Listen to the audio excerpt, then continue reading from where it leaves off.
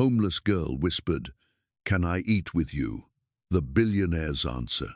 A little girl, barefoot and trembling, walked into a glittering restaurant and whispered to a billionaire, "Can I eat with you?" In a room filled with chandeliers and contempt, a child's hunger collided with the pride of the rich. And when the crowd demanded her removal, Ethan Miller rose with a defiance no one expected. What would you have done in his place? Welcome to Emotional Echoes, a channel where emotions come alive and every story leaves a lasting echo in your heart. Now, let me tell you what happened next. Stay with my video till the very end and let me know where you're watching from so I can see how far this story spreads. The Mercer was the kind of place where chandeliers glowed like frozen fire and every plate cost more than a week's wages. In that world of polished silver and quiet arrogance, a fragile voice broke the air. "Can I eat with you?" Ethan lifted his eyes and saw her. A child, 9 years old, barefoot, skin grey with hunger, hair matted into knots. Her dress barely clung to her thin shoulders. She shook as she clutched the table, eyes hollow, yet pleading. The reaction was instant. A man snarled that the place had lost its standards. A woman snapped that her evening was ruined. The manager rushed forward, voice sharp, announcing that police were already on their way. Phones lifted, cameras clicked, the girl's shame caught like prey in a trap.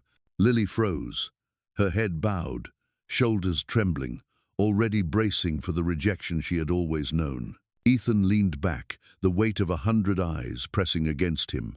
His hand reached for the wine glass, fingers steady as he lifted it. He studied the deep red liquid, as if it could shield him, as if a sip could erase the raw ache twisting in his chest. Around him, voices grew crueler. Someone spat that a billionaire should know better than to dine with trash. The officers arrived, pointing at Lily, ready to drag her out. For a moment, the world seemed to wait for Ethan to turn away. He didn't. He set the glass down hard, the sharp sound slicing through the room. Then he rose, his chair scraping across marble like a blade against stone. He looked first at Lily, then at the crowd, his voice steady and low. "She is my guest." Gasps swept across the hall. Lily blinked, lips parted, as if she had forgotten how to breathe. Ethan pulled out the chair opposite his, and with a trembling hand she sat down. The storm raged on. Guests hissed, the manager paled, reporters snapped photos, and the police hesitated. But Ethan no longer cared. In a room built to worship wealth, a starving child now sat at his table. And in that single act, Ethan had not only defied them all, he had changed everything. After the chaos of that dinner, Ethan could not push the child from his mind. In the back seat of his car, she sat small and stiff, clutching the cloth napkin as if it were treasure. He asked her name, and she whispered Lily, the sound so fragile it almost vanished in the hum of traffic. At first she did not want to speak, but hunger loosened her silence. She told him her mother had died in a flood, pulled under while trying to keep her afloat. Her father had disappeared soon after, leaving her with nothing but memories too heavy for a 9-year-old to carry. Ethan listened, his chest tight, as she described nights under a bridge by the canal. She had learned where to curl up to avoid the rain, how to make herself invisible when men staggered too close. Some nights she went to sleep with her stomach clawing at itself. Other nights she found scraps behind a store and prayed they would not make her sick. Her voice was calm, too calm for a child. She explained how older kids shoved her away from what little food she found, how shop owners cursed and chased her with brooms. Yet she always added a soft word, as if excusing their cruelty, saying they were scared too. Even in misery, Lily carried a politeness that did not belong on the streets. Ethan asked if she had anyone else. She shook her head. Once, she said, she waited 3 nights, hoping her father would return. He never came. The way she spoke it, plain and steady, broke him more than tears ever could. When the car pulled up to his building, Lily froze. The glass tower rose into the sky like something from another world. She whispered that she could go back to the bridge, that she was used to it. Ethan bent down, looked into her hollow eyes, and said she would not be sleeping on concrete again. Inside the penthouse, she stood stiff at the doorway, afraid to step on the shining floors. He guided her to the kitchen, placed real food before her, and watched as she ate with tiny, careful bites. She chewed slowly, as if afraid each bite might be her last, her small hands trembling around the fork. Later he led her to a guest room. She touched the bed like it might vanish if she leaned too hard. When she finally lay down, her body disappeared into the mountain of blankets. Ethan stood in the doorway and saw her curl into sleep, a faint smile breaking through the dirt on her face. In that quiet moment, he was thrown back to his own childhood. He remembered the cold nights when he too had no safe place, when he dreamed of someone strong enough to say, "You are not alone." Looking at Lily, he felt that ache stir again, but this time it came with something new, a fragile flame of hope. The world outside still raged with headlines and judgment, but inside his home, for the first time, Ethan did not feel like a man drowning in wealth and emptiness. He felt like someone who had just been handed a second chance, and as Lily slept under his roof, the distance between a bridge of shadows and a penthouse of glass had never felt so small. By morning, Ethan's phone would not stop ringing. News outlets had plastered the photo everywhere. A billionaire dining with a barefoot child. Half the country called it compassion. The other half spat that it was a performance for clicks. Investors sent cold emails. Board members demanded an emergency meeting. The boardroom that day felt colder than stone. Men and women in suits leaned back, their eyes sharp, their voices careful but brutal. They told him the company's reputation was bleeding, that clients were nervous, that all of this could be fixed if he simply distanced himself from the child. Cut ties. Let the storm die down. Ethan sat at the head of the table, silent, his hands folded, his chest heavy. When he finally spoke, his words landed like iron. If this company cannot survive me feeding a hungry child, then maybe it was built on nothing at all. The room went quiet, unsettled by his defiance. One man muttered that he was risking billions for a stranger. Ethan looked straight at him and said softly, "I am risking nothing." She risked her life every night under a bridge. At home that evening, Ethan found Lily on the living room floor, hunched over a piece of paper. Her tongue peeked from the corner of her mouth as she pressed crayons into the page. When she finished, she held it up shyly. "My safe place," she said. She had drawn herself inside a house with tall windows, standing beside a man with glasses. Ethan felt his throat close. He took the paper as if it were fragile glass. She watched his face carefully, afraid he might dismiss it. Instead, he pulled her close, whispering that it was beautiful.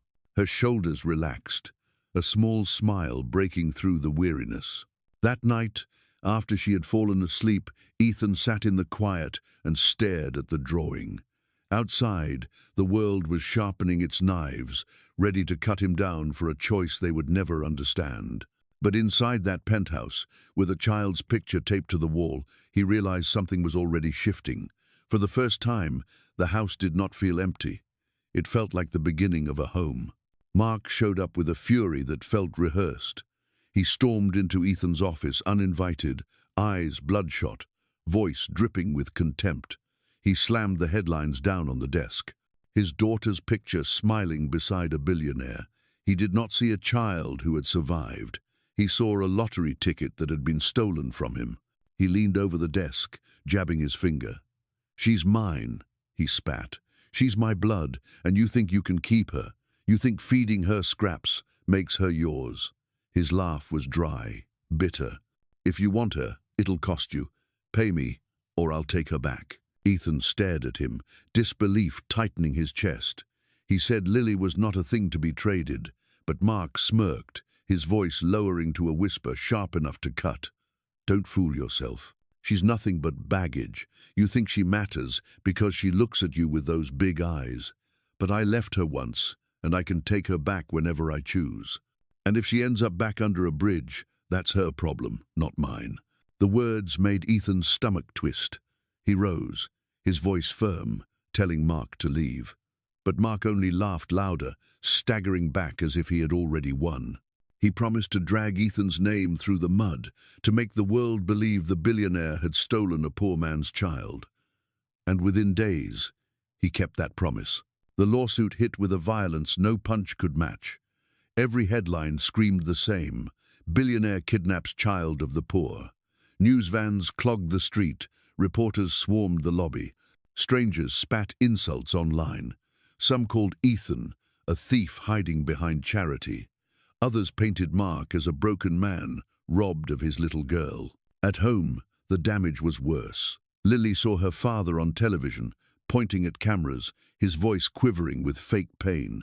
He called her his baby girl. He swore he had searched for her day and night.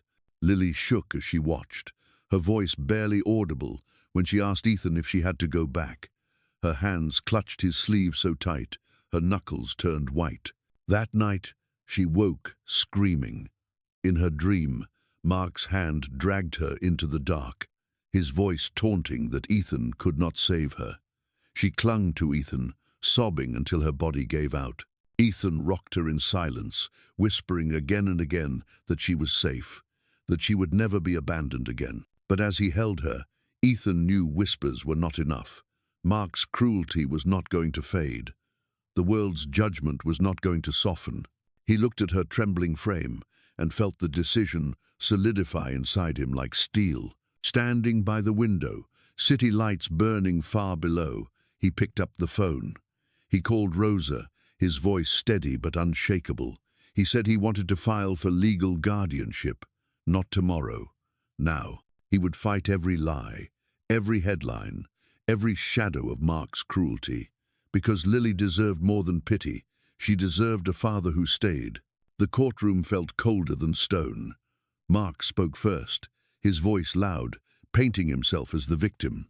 He pointed at Ethan, shouting that the billionaire had kidnapped his daughter and paraded her around for attention. His words dripped with fake sorrow, but his eyes burned with greed. Ethan sat still, hands clenched on the table, his lawyer standing to answer.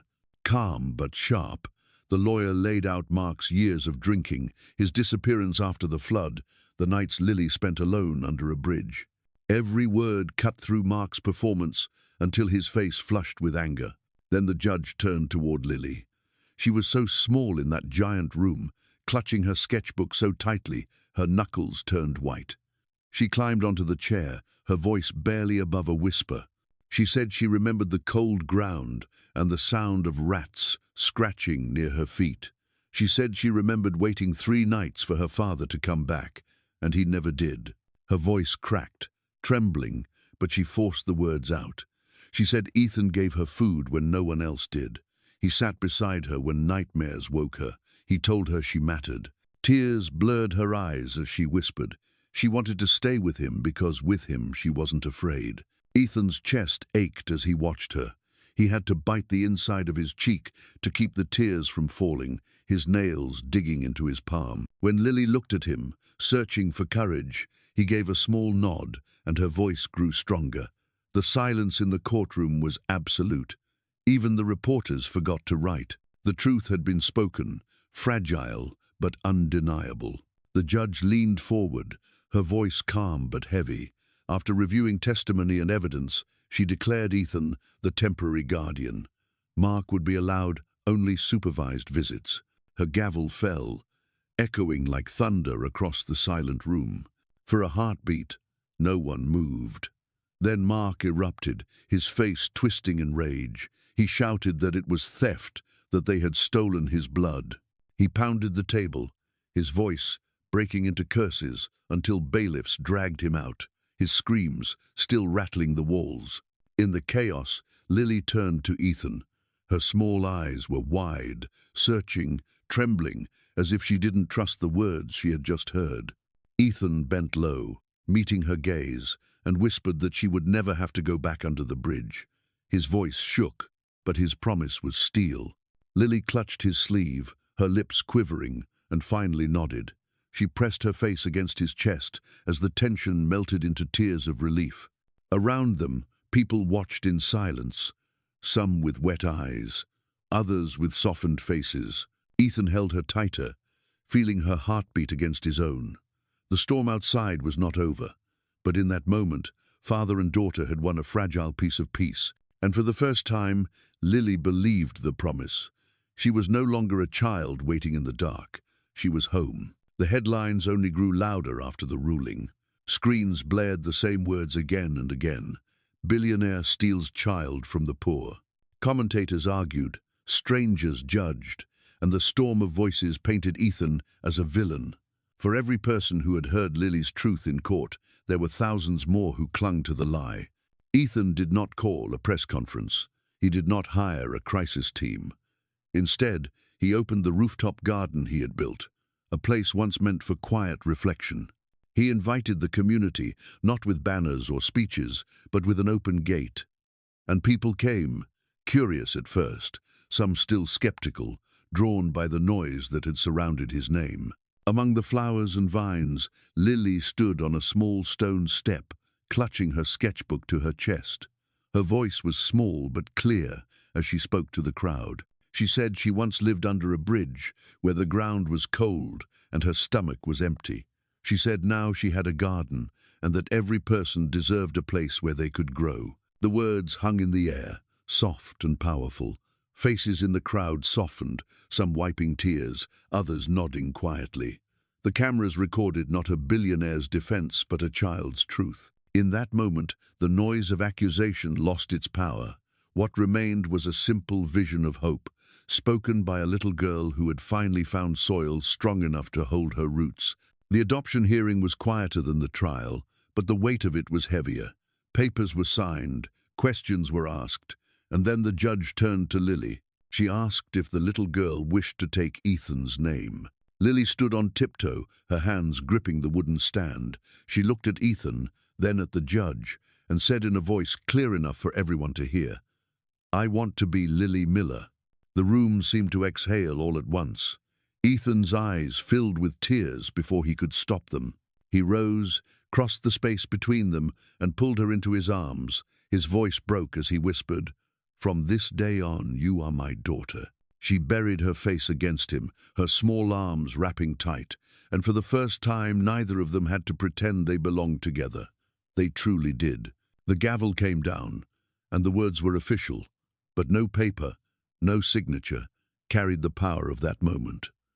A man who had once lived with emptiness now had a child to call his own.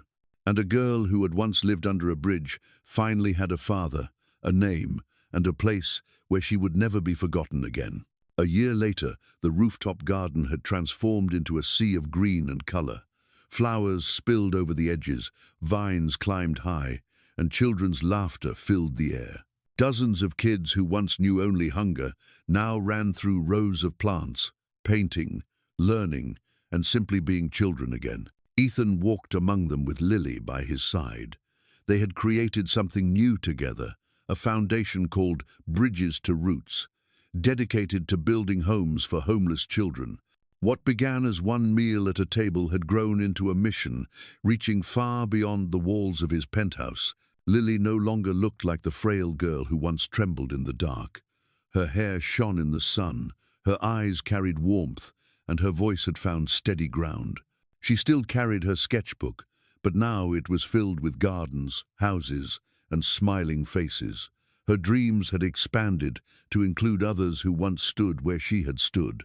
One evening, she sat by the window overlooking the garden and opened a fresh page. She wrote a letter, not to Ethan, not to the world, but to herself. She wrote, "I used to live under a bridge. Now I live in a garden, in a family. I did not just survive, I bloomed." Ethan found the page taped to the wall the next morning. He stood there quietly, reading it again and again, his chest swelling with something beyond pride. It was the kind of truth no headline could ever twist, the kind of healing no court ruling could ever provide. And as the sun rose over the city, the garden below shimmered with new life. Children laughed, roots deepened, and hope spread from one heart to another. Because in the end, love and presence can turn a single meal into an entire life. From one fragile moment in a glittering restaurant to a life forever changed, Ethan and Lily's journey showed us how love can turn hunger into hope and loneliness into family. This story reminds us that compassion is never weakness, but the very power that builds bridges where walls once stood. If this story touched you, share your feelings in the comments. Let others hear your heart, and remember to like, share, and subscribe to Emotional Echoes for more stories that heal and inspire. Thanks for listening.